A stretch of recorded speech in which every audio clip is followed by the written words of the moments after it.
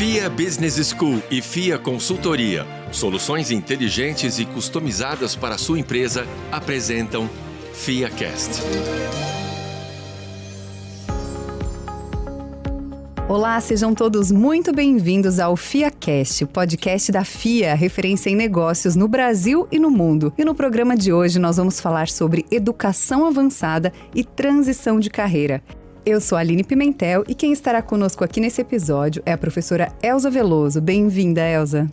Obrigada, Aline, pelo convite. É um prazer estar aqui com você. Professora, e você então, como livre docente, com doutorado e pós-doutorado em administração pela FEA, USP e coordenadora do mestrado e doutorado profissional da FIA, né? Qual a diferença entre os programas avançados acadêmicos e profissionais? Os programas avançados, de forma geral, eles vão capacitar a pessoa para o mundo corporativo ou para o meio acadêmico, né? Então, fazem parte de um desenvolvimento amplo.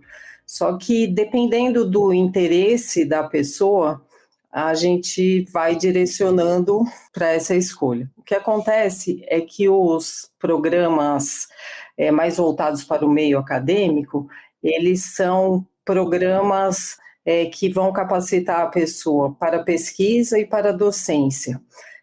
Os programas mais profissionais, alguns deles, né, como mestrado, doutorado profissional, além de capacitar para docência, para pesquisa, vai contribuir com a capacitação desse profissional no meio empresarial, né? Então, vai ajudar essa pessoa a ser mais segura, a ascender profissionalmente e a ter uma titulação forte que tem uma boa validade para o mercado empresarial também. E na sua visão, professora, o que significa a educação avançada nos dias de hoje? Por que ela é tão importante para os profissionais que estão em transição de carreira? O que acontece é que hoje em dia a gente vive um cenário muito competitivo. Então, o que acontece é que a transição algumas vezes é espontânea, mas muitas vezes é forçada, porque as coisas vão mudando, a tecnologia vai mudando, né? E, assim, a gente entende que quem se diferencia é quem tem uma educação avançada, né? E a educação avançada, ela vai... a gente pode pensar nela em termos de anos de estudo, mas pode pensar em termos de qualidade também. A instituição que você escolhe, a continuidade do aprendizado que os cursos promovem, né?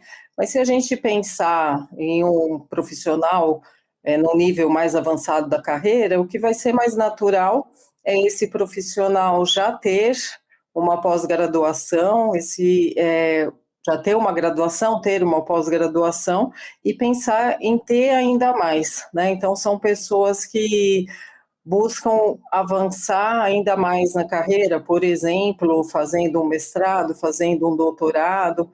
Então, é avanço em termos de anos de estudo, mas em termos de qualidade também. E quais que seriam os principais benefícios de investir em um curso ou um programa de educação avançada quando a gente deseja uma mudança de área, Elza? Quando a gente deseja uma mudança de área, a gente tem que mostrar a nossa competência. E a nossa competência, ela é mostrada de duas formas. A gente tem a competência técnica e a competência social. Então, a competência técnica, ela já é atestada por um diploma, por exemplo. Quando você diz, olha, eu sou mestre em administração, eu fiz um MBA, alguma coisa assim, você já está mostrando que essa parte técnica foi bem desenvolvida. Mas quando a gente entende que a pessoa fez um curso formal, a gente entende que durante os anos de formação, ela se desenvolveu mais ainda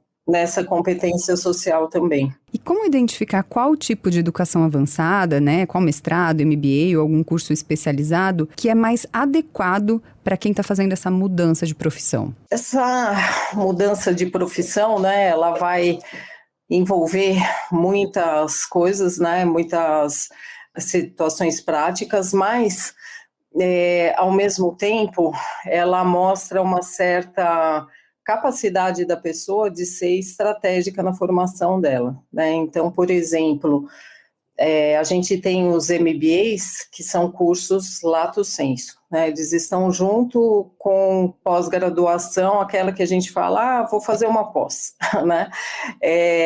Então, é uma categoria de estudos, né?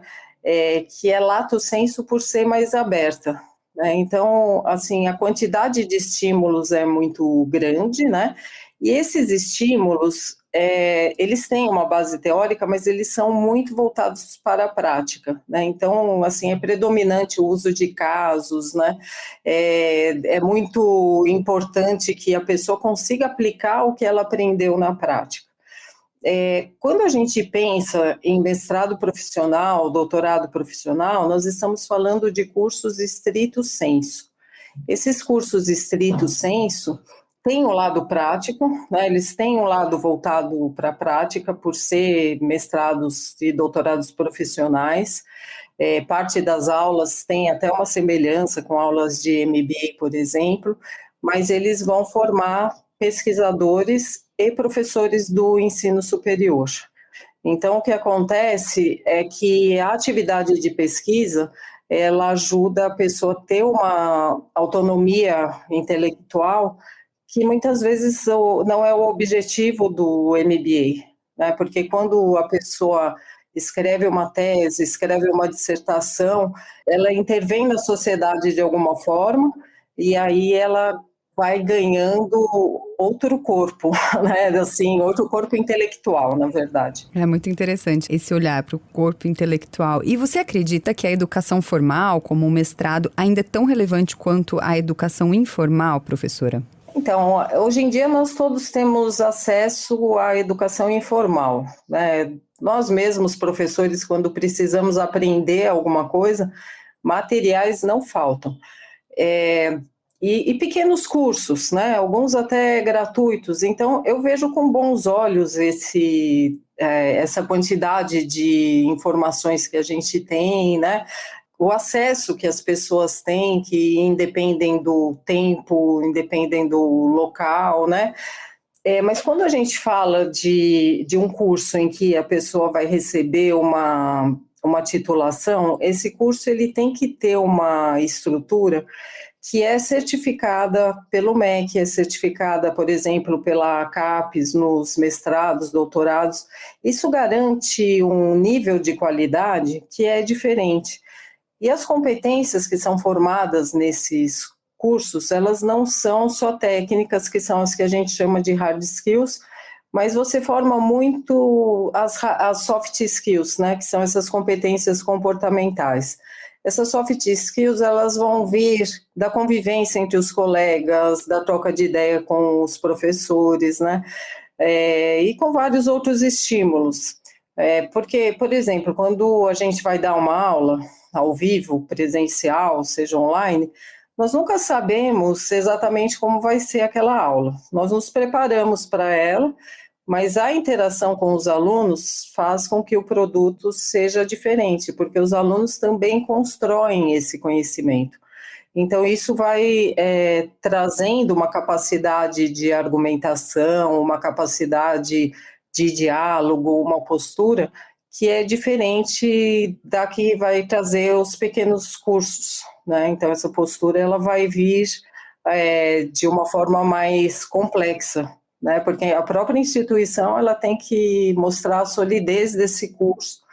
Então, isso reflete também na formação das pessoas. E como escolher um curso ou um programa de educação avançada que realmente agregue valor à carreira sem cair em promessas de fórmulas mágicas? Acho que, claro, cada caso vai ser um caso, né? Mas quando a gente olha para um todo, assim, como que a gente consegue ter esse filtro, fazer essa avaliação? A pessoa precisa olhar para a carreira dela, olhar para a vontade dela, né? Porque quando a gente fala em fazer um curso, nós estamos falando em investimento, né? No investimento financeiro, emocional, social, né? Então, os alunos, quando eles vão para a escola, né? Falando de um jeito simples, estão deixando a família de alguma forma, não de lado, mas estão deixando algumas vezes alguns compromissos, estão dormindo menos, né?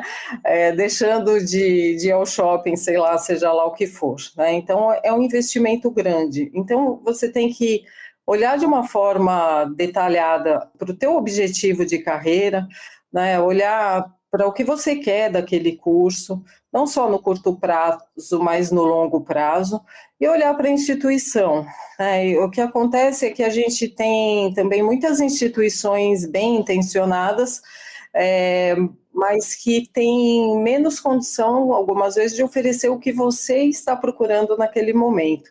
Então, eu recomendo uma boa avaliação da própria carreira, do objetivo que a pessoa tem com aquele curso, e uma boa avaliação da instituição. E na sua opinião, qual a principal dificuldade que as pessoas enfrentam durante essa transição de carreira, né? E como que superar isso? Quando a gente fala em transição de carreira, nós estamos falando que a pessoa ela está indo para uma situação nova e isso faz com que ela deixe para trás alguma outra situação, que a gente nem sempre não sabe se é boa ou ruim, né? Tem vezes que a pessoa está deixando para trás uma situação profissional que era ruim para ela, tem vezes que ela não gostaria de fazer essa transição, mas aconteceu, né? Por exemplo, a pessoa perdeu o emprego, alguma coisa assim, né? Então isso faz com que a pessoa fique sensível. Então mesmo que você queira essa transição, você acaba tendo uma sensação de perda, né? Porque essa transição envolve uma decisão para algo novo, né? Isso eu estou falando assim com a cabeça de uma profissional, de uma professora que estudou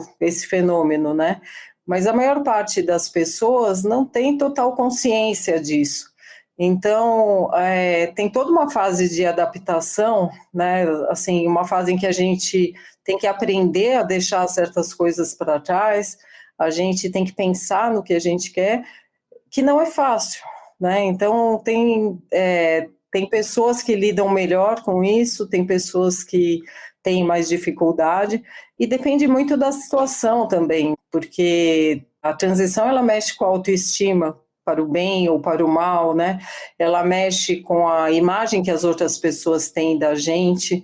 Tem várias outras coisas que eu poderia te dizer, mas eu diria assim, é difícil. A dificuldade vem do fato de que o fenômeno é complicado, né? A transição de carreira em si, ela é complicada. Tem vezes que a pessoa, ela tem dinheiro, por exemplo, ela tem um patrimônio, e mesmo assim ela sofre, né? Então eu diria que para todos nós a transição é difícil, mas cada um vai ter a sua particularidade. Eu ia até comentar sobre isso. Eu acho que existe um fenômeno até no mundo feminino de muitas mulheres que chegam num patamar com um retorno financeiro grande, mas não estão felizes ali onde elas trilharam isso. É comum isso, professora? Assim, antigamente era comum que só as mulheres sentissem isso ou que só as mulheres dessem vazão a isso, né? Então, em época da maternidade, né, em época que a gente toma a decisão de ter um filho, né?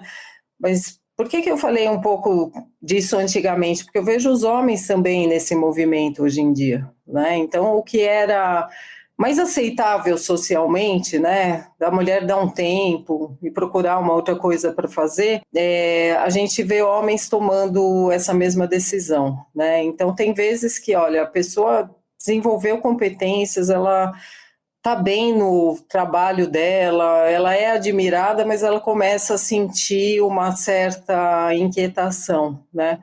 Eu vejo que tanto para homens quanto para mulheres, socialmente, hoje em dia, a gente enxerga melhor esses movimentos, né? Da pessoa tem, algumas vezes, está deixando uma situação profissional boa para trás, para melhorar o que ela busca. Tem vezes que é qualidade de vida, convivência maior com a família, tem vezes que é simplesmente se desafiar para aprender uma coisa nova, né?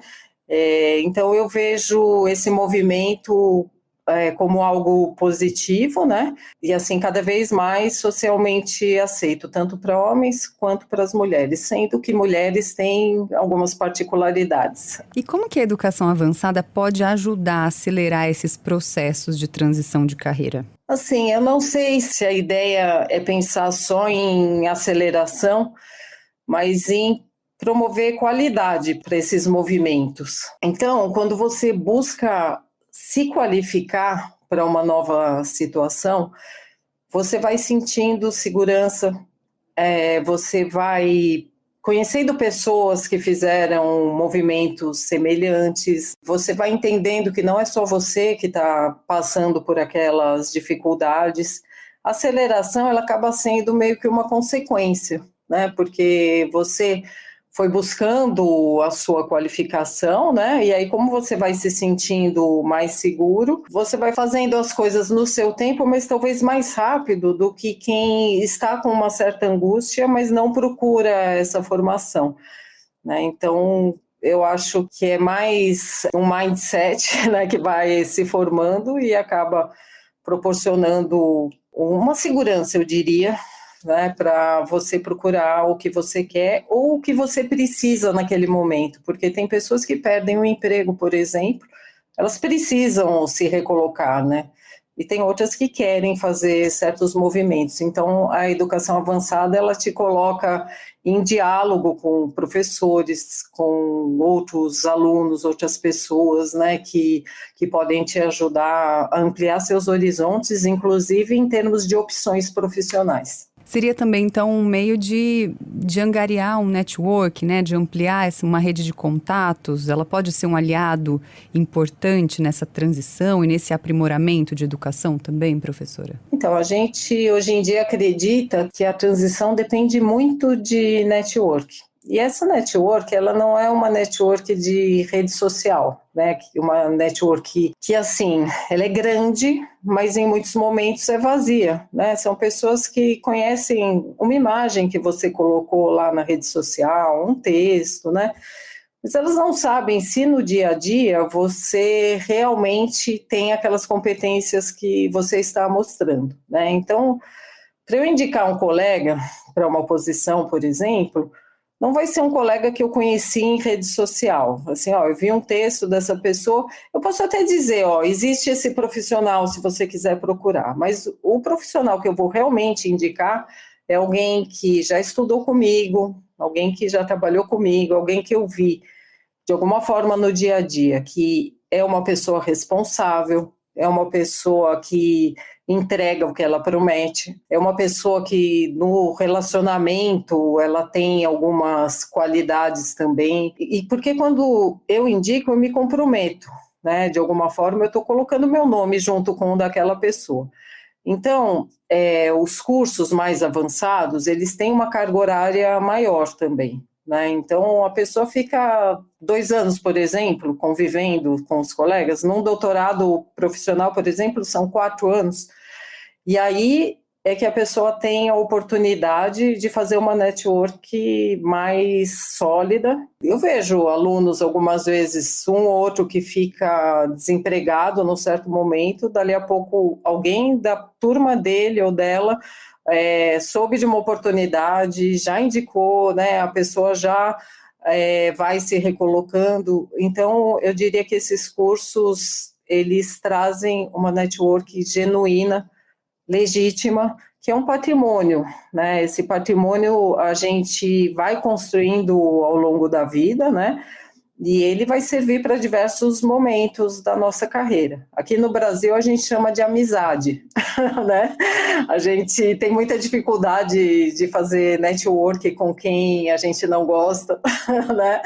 Mas a network ela vai além da amizade, né? Ela vai chancelar a sua competência. E esses cursos avançados, eles têm essa propriedade. E como que a educação avançada pode ser usada como uma ferramenta para se destacar em um mercado de trabalho competitivo durante uma transição de carreira, por exemplo? Então, você tocou no ponto do cenário competitivo, né? Então, as transições, elas acontecem de um jeito em certa época, de outro jeito em outras épocas, né?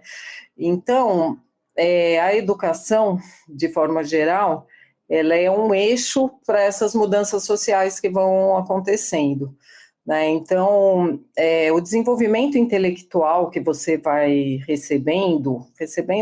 desenvolvendo, ele é atemporal, né? Então, a tua capacidade de aprender, ela vai se desenvolvendo bastante com o estímulo desses cursos, né?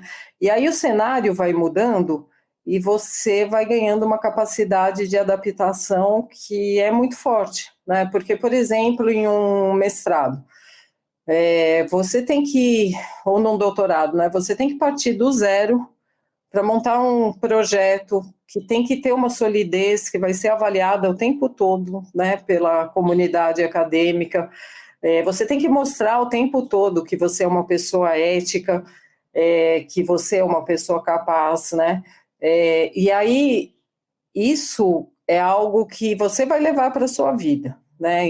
Porque muitas vezes a gente valoriza a capacitação técnica, ela é ótima também, nós precisamos dela, mas a capacitação mais filosófica, mais intelectual, é o que vai ajudar a gente a aprender a técnica cada vez melhor, cada vez mais rápido, né? Então, eu entendo que a ideia de ferramenta é a ideia de um eixo intelectual que nós vamos desenvolvendo. E quais seriam as tendências de mercado que estão moldando a necessidade de uma educação avançada e como que elas afetam as transições? O mercado oscila muito, né? Então, tem alguns modismos, né? Como alguns que você até citou aqui, né?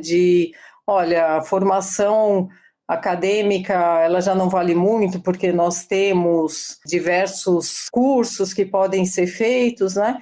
Dali a pouco é esse mesmo mercado que vai dizer assim, olha, você conseguiu essa vaga porque você tinha mestrado, mesmo que veladamente, mesmo que isso não seja explícito, né? Que a gente vê, né, que a capacitação certificada, ela tem um valor, né? Ela tem um valor e o mercado vai mudando, vai te dizendo, isso aqui vale ou isso não vale, mas essas certificações, né, desses cursos avançados, elas tendem a te diferenciar, né? O que eu falo é assim, uma pós-graduação, ela não te garante uma promoção, ela não te garante o emprego que você queria. Mas se você tivesse disputando, vamos pensar no futuro, se você estiver disputando uma vaga com alguém que tem uma pós-graduação, um MBA, um mestrado, alguma coisa assim, se você não tiver, isso vai te puxar para baixo, essa que é a verdade. Essa pessoa vai se destacar mais do que você.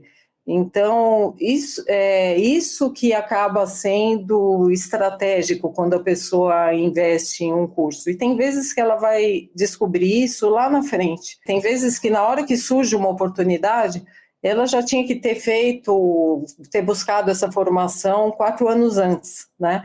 É por isso que as pessoas que são espontâneas na busca dessa formação, elas entendem essa busca de formação como algo contínuo, elas vão, de alguma forma, se antecipando a essas mudanças do mercado. Pensando, então, em sucesso, né? Como que a gente combina esse aprendizado contínuo com a prática profissional para a gente ter esse sucesso em uma nova área? Então, a gente, quando fala em sucesso, a gente tem 2 formas de olhar. Uma forma é o sucesso que a sociedade espera da gente, né? Então, assim, é dinheiro, é uma posição, é aquela visibilidade, né, que a gente busca tanto, né? Tem uma outra forma da gente enxergar o sucesso, que é o sucesso que está dentro da gente, né? Assim, olha, o que é sucesso para mim? Como que eu me sinto bem, né? E se me sentir bem for, por exemplo, ter um horário mais flexível, ter mais qualidade de vida, tem vezes que esse me sentir bem socialmente nem é tão bem visto. Aquilo que a gente falou de pessoas fazendo transições para buscar o que elas querem, o que elas querem nem sempre é o que a sociedade espera delas, né? Então, eu acho que o primeiro passo é a pessoa entender o que é bom para ela naquele momento.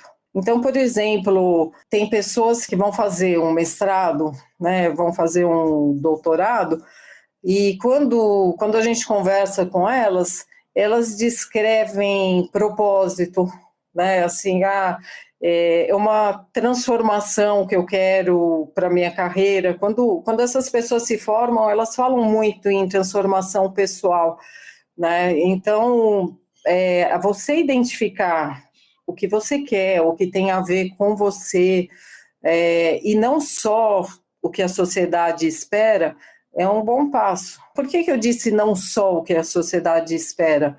Porque a sociedade, ela interage com a nossa carreira, a gente queira ou não queira, né? Nós não somos seres isolados, a gente tem a nossa vaidade, a gente tem as nossas contas para pagar, mas a gente trabalha muito melhor quando nós nos sentimos bem-sucedidos internamente. E aqui caminhando para o final, então, como que a transição de carreira pode ser um ponto de inflexão para buscar uma educação avançada, né? Quais seriam também os erros mais comuns que as pessoas cometem ao tomar essa decisão? Então, a transição de carreira, ela acaba sendo uma oportunidade para você repensar a sua carreira. É o que você chamou de inflexão, né? Tem vezes que a gente toma um choque, né? Assim, quando a transição não é tão planejada, né? Ou mesmo quando ela é planejada, na hora que ela vai acontecendo, a gente tem um certo receio, né? Mas o que acontece é que esses são momentos em que a gente vai pensar na nossa carreira, porque a gente, queira ou não queira, vai avaliar o que foi feito até ali, né, até o momento da transição, e o que a gente quer fazer dali para frente. Na hora de escolher, por exemplo, um curso, escolher uma formação, é importante você olhar para trás, assim, ver o que você estava fazendo, se era algo bom para você, se você quer continuar naquele caminho, se você gostaria de fazer uma mudança mais profunda. Então, se você quiser continuar naquele mesmo caminho, tem vezes que você vai buscar uma educação avançada, coerente com o que você já vinha fazendo. Agora, se você quiser fazer uma transição mais profunda, essa formação é o que vai te ajudar a transitar em outras áreas, né? Então, de repente, olha, eu sou um profissional da área de finanças. Sou bom lá em finanças e aí quero fazer uma transição. Eu posso olhar e pensar assim, olha, eu quero fazer uma transição de emprego, ou vou trabalhar de forma autônoma e eu amo finanças, ou eu sou bom, mas detesto finanças, né?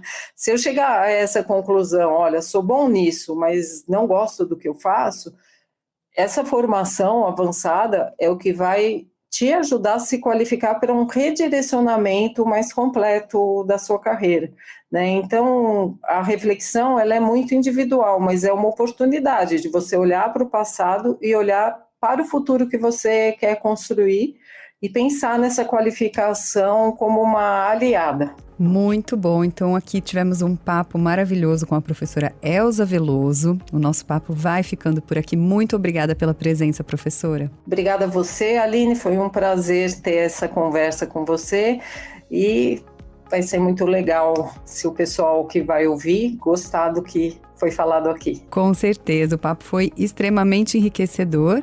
E eu deixo aqui o convite para você contar com a expertise da FIA, consultoria, soluções inteligentes e customizadas para sua empresa. Saiba mais em fia.com.br. O FIAcast vai ficando por aqui. Até o próximo episódio. Tchau, tchau. Conte com a expertise da FIA Consultoria. Soluções inteligentes e customizadas para a sua empresa. Saiba mais em fia.com.br.